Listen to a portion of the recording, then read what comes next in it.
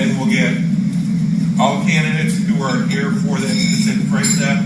We will have Q&A from the audience, and then 2 minutes, or maybe a minute to sum it up at the end. Okay?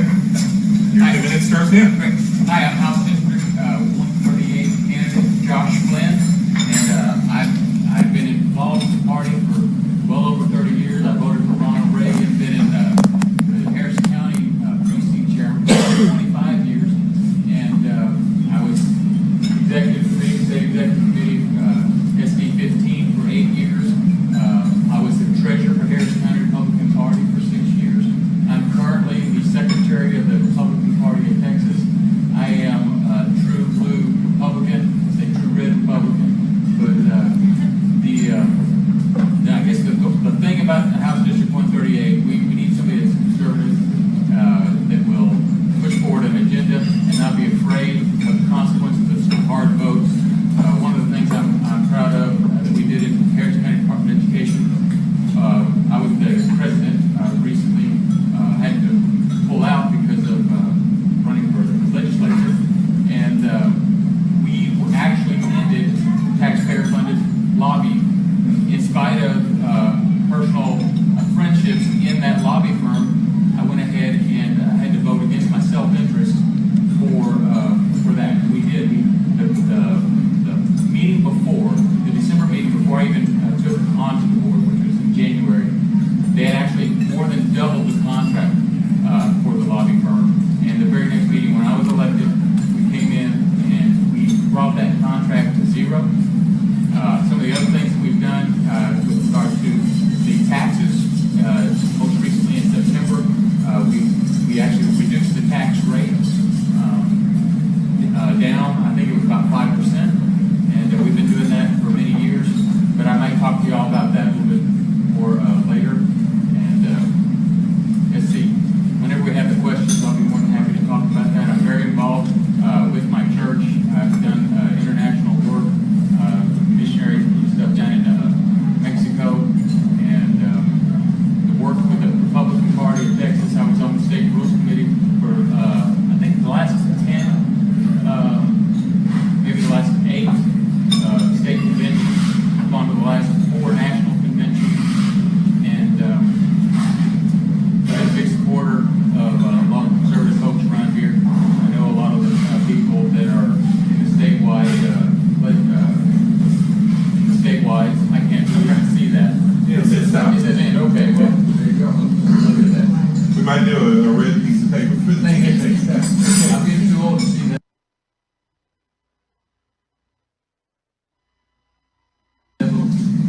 Okay, Claver Kamau-Imani.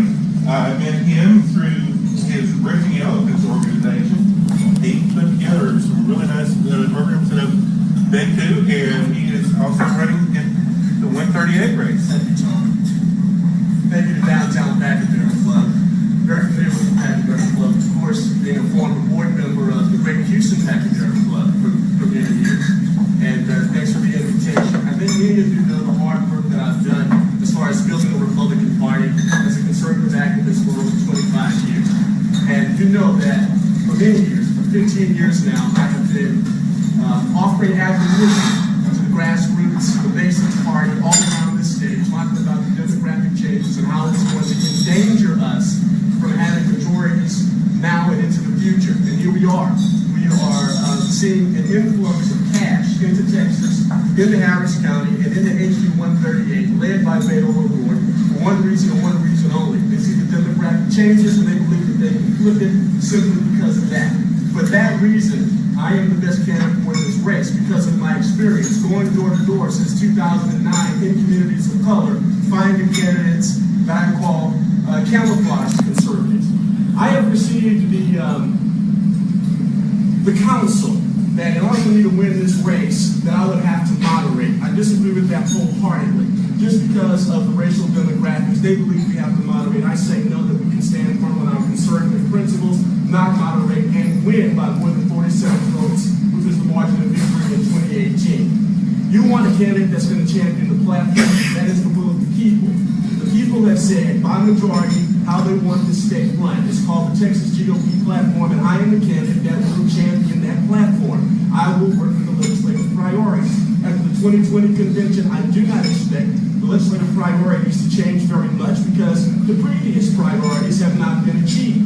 And so on my website, CLAVER2020, you will see a plethora of positions. You will see depth of knowledge on multiple issues. You will see my resume for yourself. You'll see the videos, the billboards, the radio commercials, all the hard work that I've done going aggressively at the left, going aggressively at the Democrats. This is what we need in November 2020, somebody who's not afraid. The greatest fear of a Democrat is a black ultra-conservative with no fear. I ask for your support, I ask for your vote. Thank you very much.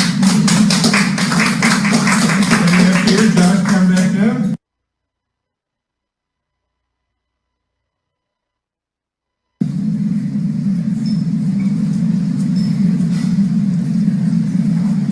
Okay, questions from the audience? Yes. Now, why was the race 2 years ago so close? What happened? Well, the demographic change, we've also had the straight ticket party balloting has been changing significantly over the last, I guess, 4 or 5 years. You know, just for an example of what kind of demographic change we had when the previous guy, President, who had ran Romney, he lost Harris County by just less than 1,000 votes. And then years later, when I guess it was Ted Cruz, well, no, it was another statewide. Harris County went from 1,000 votes to 100,000, and then in this last election, we lost by over 100,000 votes to Trump and Hillary. There's a significant change there, but I think a lot of that had to do with the straight ticket balloting, and we're getting rid of that. In our particular district, we've got a 44% Hispanic population, and we need to get into there and talk to those folks. I've got a lot of inroads into the Hispanic community, and been working with the churches for many years. There's a church right there on Campbell and Long Point that I've been going to for years. I'm big Christian, working with the homeless folks in that area, and you know we need somebody that's going to be on the ground working with the people. I'm a worker. I'm not really much of the going to the food things and doing all the wonderful things, but I think that in our particular area, there's not as many apartments being built, but there are significantly a number of single-family homes being built in our area, and I think that's going to make a big demographic shift in our favor this next time. I agree with Josh on a couple of things, but I think the most important thing is that the party, and unfortunately the candidacy, didn't work hard enough in those communities of color, was not aggressive, and presented a platform that was too moderate. You have to maintain your liberty-driven conservative principles. You cannot be afraid to go on blue turf. In the past, the Republican Party and our candidates have not done a state where they have been most harmful. I'm the candidate that's going to push the envelope. I'm the candidate that has the skill set to message to voters who don't look like us, voters who have traditionally not voted for us. President Trump, the thing that I am most grateful for in his presidency so far is that he's been able to chip away at the monolithic block, which is called the African American voter. He's now received polling that is above 30% in some. Which candidate is going to be able to take advantage of that, exploit that, right on his coattail, win this district by more than 47 votes? Which candidate is going to be able to go aggressively after the Beto puppet, whomever that is, since these Democrats have already filed for the seat? I would like to see them trying to call me a racist.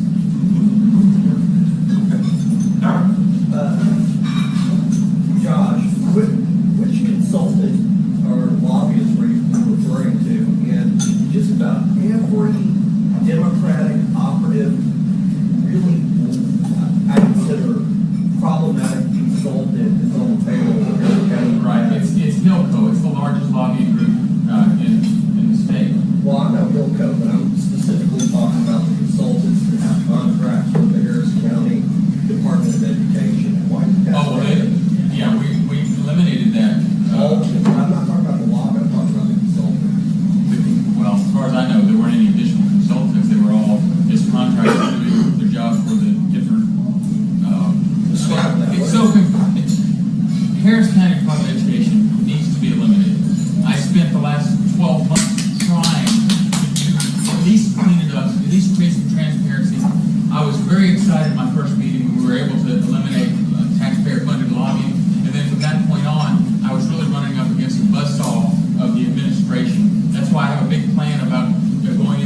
discussing or looking at the TDA and TASB. Both of those groups have hamstrung the Board of Trustees across the state. It's not just Harris County Department of Education.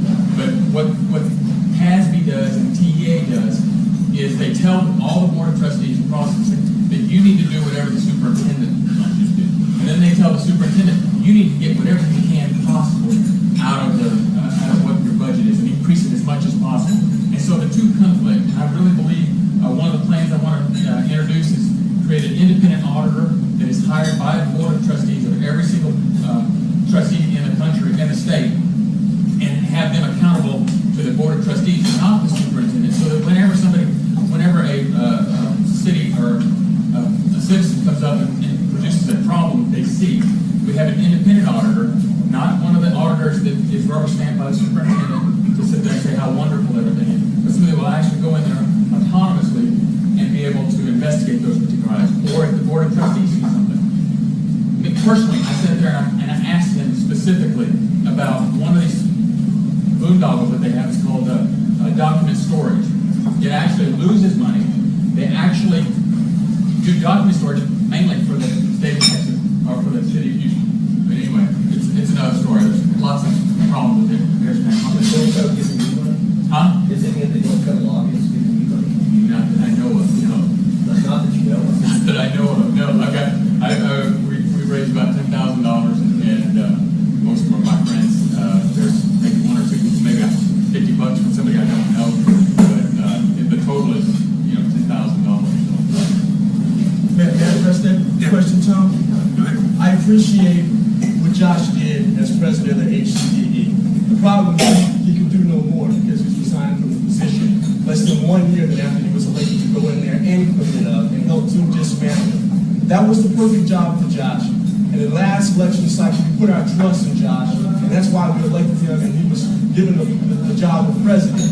Less than 1 year later, he resigns in a 6-year term to run for this position. So all the concerns that he just addressed, he can do nothing about it because he resigned to run for this and then turned over the power to the Democrats. That was a 5-2 Republican majority. And because Josh didn't take care of business the way he was supposed to take care of business as president of HCDE, to clean it up or dismantle it or abolish it, now the Democrats have control the first time in 60 years.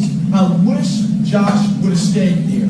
We had a couple of good candidates, as Dave Jennings has said, as Kay Smith has said, former HCDE trustee. We had a couple of good candidates for HB138 to come out here and try to keep this seat red. I wish Josh would have stayed there and fulfilled his term, at least half his term. Now it's in Democrat control. Now it's just a big pile of steaming horse manure is what we got now. I wish Josh would have stayed there. May I respond to that? I don't want to take up a bunch of y'all's time. I'd like to ask a question. You can respond to that. How do you justify the mess you have made from addressing the education? Okay. First of all, we had 5 Republicans and 2 Democrats. Okay, so we should have been able to clean house. Okay, and I thought, like I said, the first meeting we were going to do that. And then from that point on, all of my votes, I went down 6-1 for the first 3 months. And I finally convinced one of my board members to start seconding my motions and not calling for adjournment when we had conservative agenda items coming up. So I ended up being able to get somebody to second me, and then I got 2 votes. With regard to our taxes, I sit there and said they did reduce the tax rate. One of the things I did, I asked for proposed a $3 million tax cut. Not a tax rate, but I only got 2 votes for a tax cut. What ended up being the compromise position was an $800,000 tax increase. They cut the rate, which was the compromise position with the 2 Democrats, completely unnecessary. But it was at that point when I realized that a vote to cut the taxes, just to roll back to just 2 years ago, just rolling back 2 years ago, that couldn't even get more than 2 votes. And then we went down, and that was at that point that I said, you know what, this board is already in Democrat control. We only had 2 votes before, and we still only have 2 votes today. Nothing changed in Harris County Department of Education since I left. We needed Josh there to fight, but just because of the issues that he's just intimated, we need a fighter there. With his track record, with his resume, we needed him there. We voted him to be there, to do his work there. We gave him a 6-year term in the HCDE. There, not here. Now not less than 1 year to take this opportunity to join his dad underneath the pink dome. He said in an interview, it had always been his lifelong dream to be a member of the Texas legislature. I didn't plan on running for this race. When Dwayne Bohag announced his retirement on September 25th, my phone blew up. This was not on my checklist. This was not on my bucket list. I had other ideas for life. It wasn't until Texas Right to Life called me, asked me to run for this race, and endorsed me before he even officially announced the first time they've ever done that for a candidate in their 45-year history. And speaking to over 50 people about the potential of running in this race, what are the opportunities, would they support me? And then demanding, insisting that I run because of my credentials, because of my spirit, my soul, my fighting attitude, because I'm aggressive, because I have the skill set, because I do have such communication talent. That's why I'm running for this race, to really represent the people in HD 138 and all those around the state of Texas who don't have good conservative leadership. Josh should have stayed there. Now the voters are confused. We don't know if he's in or out. The candidates are confused. We don't know if he's in or out. The party is being litigated. Paul Smith is being litigated. It's a mess. Closing statements, 1 minute, Councilor Claver.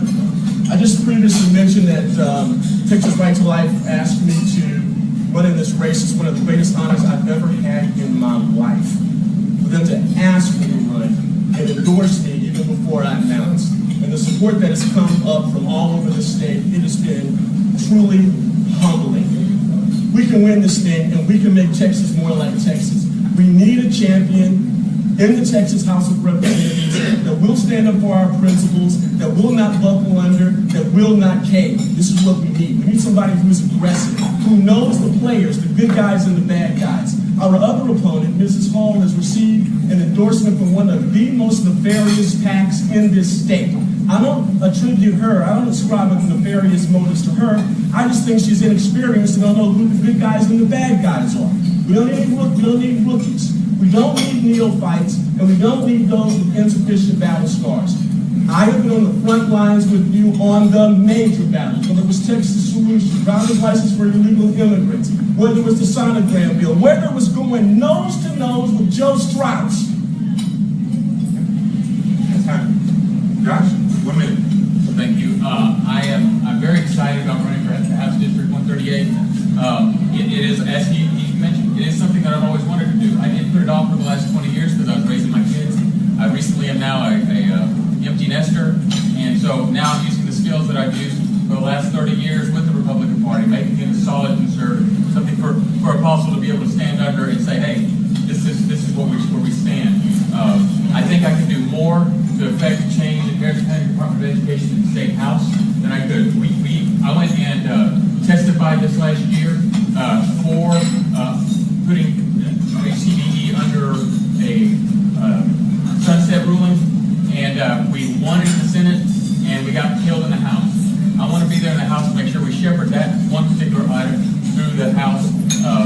We have a very important, critical thing with redistricting. The last 2 redistricting, I've been intimately involved with those redistricting lines. Matter of fact, Dwayne Bohag helped me out when they redistricted me into Jessica Farrar's district 10 years ago. I called Dwayne, I said, hey, need a little help. He moved the line and moved 11 houses and put me back in his district. I had a great relationship with him.